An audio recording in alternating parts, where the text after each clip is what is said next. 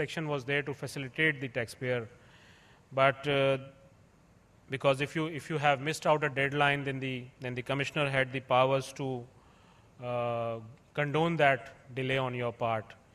But what we saw later on, that there was an amendment in 2012 which actually allowed the commissioner now to also at the same time condone any lapse on the part of the tax officer.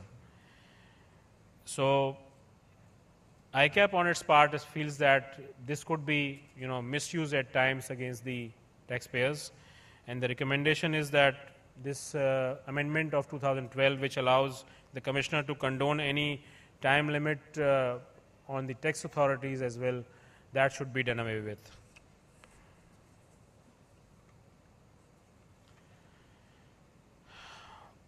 This is a very interesting proposal, and will certainly help taxpayers and create, will allow to remove a lot of difficulties for the taxpayers actually. And I know that a lot of work is going on at the FBR on this proposal. The idea is that the taxpayer should also have a visibility of the taxes that are being collected from it, maybe at import stage, or if they are withheld at different stages by customers, as a withholding agent by anybody else, then the taxpayer should have a visibility at all times that what tax has been deducted and what is the position at the FBR end, that has my tax which was withheld by a party, has it been properly collected or not. What happens is that when you pay your advance tax and you say that my customers have withheld X amount under 153, the normal answer from there is we don't see that collection so much, so there is a gap in your advance tax, please fill in that, and then the dispute starts from there. So if we have a constant view of ITMS through IRIS portal, and I'm aware that the member IT is working on it, and he has promised us that this will be done this year effectively. I think if this happens, then this will ease off a lot of problems on tax collection and tax payments.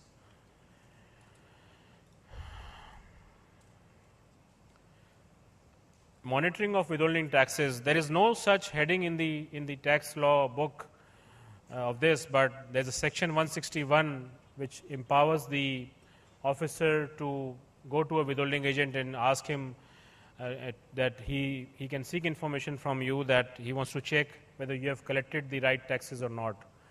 So this has started in a small fashion a few years back, but now because of the tax collection problem, this is a virtual every year exercise, and I can tell you 100% for at least LTO clients that none of the LTO client goes without this examination every year. So it's a parallel audit on the other side, where on the one side you are also liable to get your audit done of your income tax affairs, but here you're also required to report and give reconciliations and things like that, which are humongous in size and cases for withholding taxes that you have withheld. So what the ICAP is recommending is that ideally there should not be any separate monitoring proceedings, and such exercise should be part and parcel of audit as and when the case of the withholding agent is selected for audit. However, if proceedings are undertaken, there should be standard methodology for examining the taxes withheld. We see different approaches by different zones, different persons, different tax authorities, different tax officers, according to their own free will. There may be an internal SOP that has been issued somewhere by the FBR or some member, but by and large, there is no consensus on this. So there has to be, because now this has become a norm, we think that there has to be proper legislation, proper methodology for this, how we are going to go about this. Since the taxpayers are filing monthly withholding tax statements, it is suggested that the same data should be used as a starting point for any examination. The statute of limitation applicable to audit of or amendment of assessment should be followed in this case as well. There are instances where information is being sought for cases for taxes withheld 10 years earlier as well. So these are difficulties that a withholding agent has also to bear. And keeping in mind that there is no compensation for the withholding agent, I think it is very unfair on the part of the revenue. I'll quickly go through the penal provisions as far as the return of income is concerned, I think the only problem is that the definition of tax payable has been made to define it as the gross tax payable and not the net balance which is due with the return. So the penalty amount sometimes becomes huge if you have a slight default in filing a return. I think that needs to be looked into, and this explanation which was brought in section 182(1) about the tax payable, that should be taken away. And the net tax payable, if there is any balance that is payable with the return, that should prevail, because that was the decision before also when the department tried to enforce this before this amendment. The decision of the courts was that it has to be the net payment. But then to undo that, they brought in a explanation which has now actually created the problem.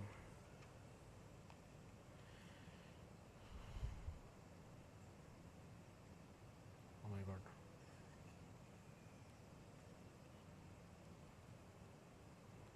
मेरे ख्याल में the system does not want me to go on. I think okay. I'm sorry, ये आगे बढ़ गया ज़्यादा. And there is a penalty for non-filing of statement. Previously, this used to be a minimum a starting penalty at an amount, and then when the first penalty was imposed, and if you haven't filed the statement of withholding taxes, then the compounding penalty used to start. But that was undone a few years back, and now the penalty is 2,500 for each day of default, subject to a minimum penalty of 10,000 rupees. So I have seen cases where this penalty goes into millions, especially in those cases where the company is dormant or there is a serious misunderstanding on the part of the taxpayer that whether he was required to file a statement or not, and it becomes virtually impossible even for the government officer, although realizing that it was not deliberate, he can't do away with this penalty. So that's the difficult part. Although courts have held that for levying a penalty, the mens rea should be proved that it was a willful default. So I think the committee recommends that the penalty should be reduced to rupees 500 per day, subject to a maximum penalty of 10,000, and then if there is a continued default, perhaps then you can have a mechanism of levying more penalties. Just a few proposals on employee taxation as well.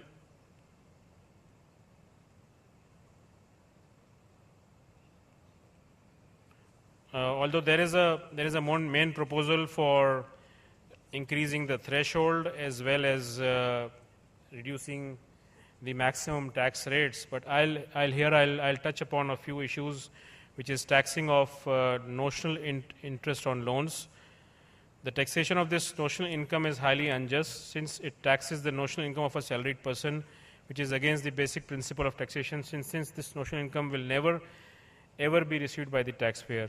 Similar notional income in the hands of the employee of educational institutions, restaurants, hospitals, clinics is already exempt under clause 53A. So the committee has a recommendation that tax of marginal income on loans obtained from the employer below benchmark rate should be exempted by deleting subsection 7 of section 13. Alternately, the current benchmark rate of 10% is much higher than the prevailing CIBOR rate. Therefore, benchmark rate should be reduced suitably to somewhere near a CIBOR rate. The minimum threshold of the loan amount should be increased to 2.5 million from 1 million. And mortgage loans, in order to promote housing, we are saying that should in any case not be should not attract section 13(7). The next one is about the employer contribution. Now, the contributions are by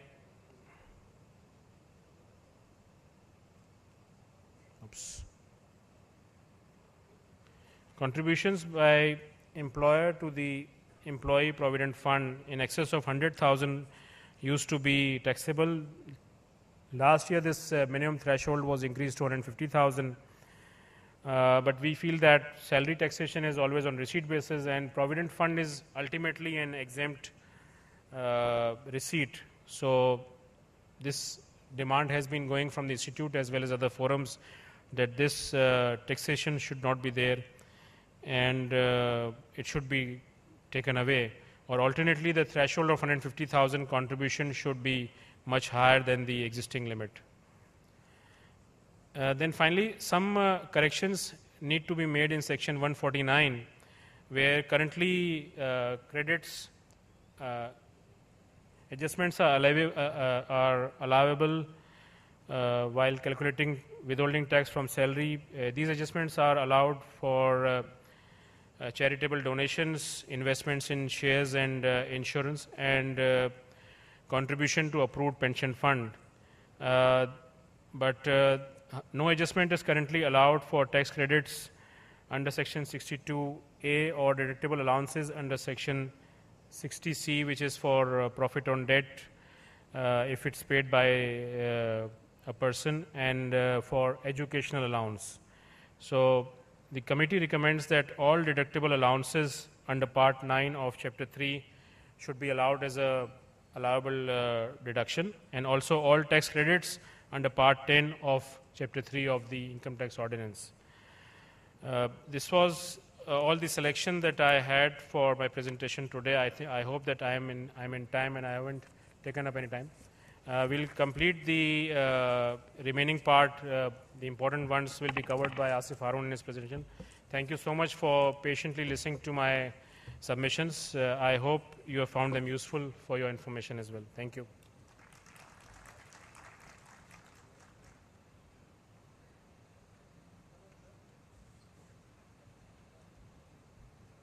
Thank you, Heather.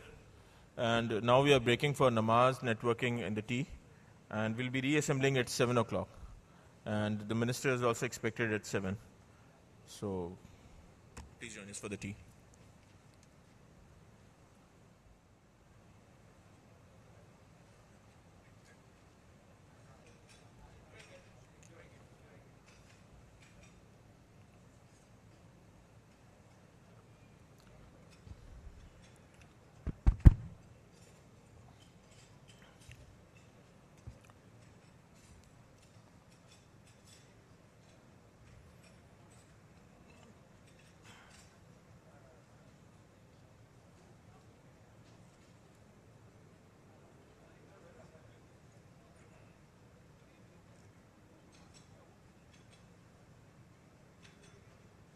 Program.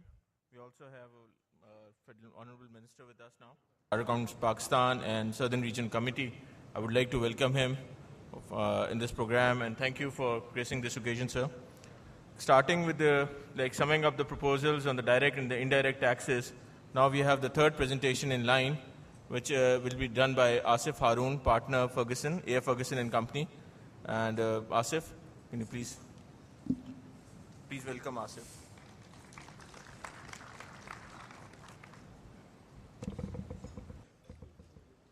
Bismillahirrahmanirrahim. It's been my honor that I am presenting the budget proposals on behalf of ICAP before this August forum. And before my presentation, my two colleagues, Mr. Haider Ali Patel and Asif Kasbati Saab, have already given a detailed presentation on the direct and indirect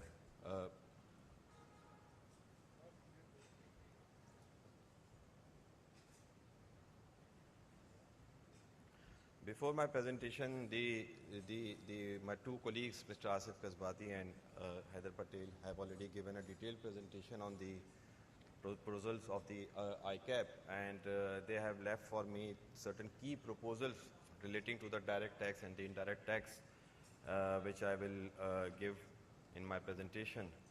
So before moving towards some specific proposals, I would like to give some brief of the tax position of the Pakistan in terms of certain numbers. So as if we may look into this, that although there has been a phenomenal growth in the revenue collection of the government of Pakistan in the recent years, and but if we see the composition of this tax collection, there has been a lopsided collection in respect of the indirect taxes, which are around approximately 62% of the total collection is being done from the indirect taxes. So if we look into further into the breakup of the direct taxes, it may be noted that the withholding taxes which are collected under the head of the direct taxes, these are around approximately 67